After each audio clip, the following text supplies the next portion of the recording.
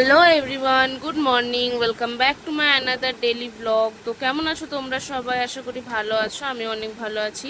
তো আমার মেসি রুমটাকে তোমরা একটু ইগনোর করো। তো আমি প্রথমেই সকালবেলা উঠে কিছুক্ষণ বসেছিলাম, তারপরে ব্রাশ করে ফ্রেশ হয়ে নিয়েছিলাম। তারপরে আজকেও বাবা বাজার থেকে লেবু আনতে ভুলে গেছিলো, সেই জন্য আমি প্রথমে চাটা খেয়ে নিয়েছিলাম, তারপরে আমাকে পরে লেবু এনে দিয়েছিল। তারপর টিফিনে বানিয়েছিলাম আমি সবার জন্য পরোটা আর ডিম ভাজা। আর ডিম ভাজা খেতে তো সবারই খুব ভালো লাগে, আমার তো একটু বেশি ভালো লাগে। তারপরে আমি এখানে দুপুরবেলার রান্নার জন্য আনাজ কেটে নিচ্ছিলাম, আর এখানে কাঁকরোল ভাজা হয়েছিল আজকে, আর আমার কাঁকরোল একটু সবজিটা পছন্দ না। যাই হোক, তারপরে আমি স্নান সেরে নিয়েছিলাম। স্নান করার পরে দুপুরবেলা খেতে বসেছিলাম ওই 1:30-2টোর দিকে। আর মা তো জোর করে দিয়ে দিয়েছিল, কারণ জানো আমরা যতই খাবো না বলি মারা তো দেবেই।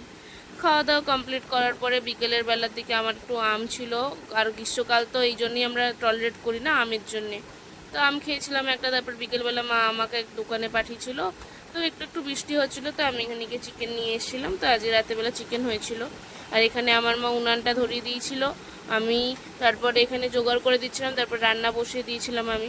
মা চিকেনটা এখন সচরাচর রান্না করে না, আমি করি। মা বলে আমারটা নাকি ভালো হয়। তো এখানে রান্না বসিয়ে দিয়েছিলাম।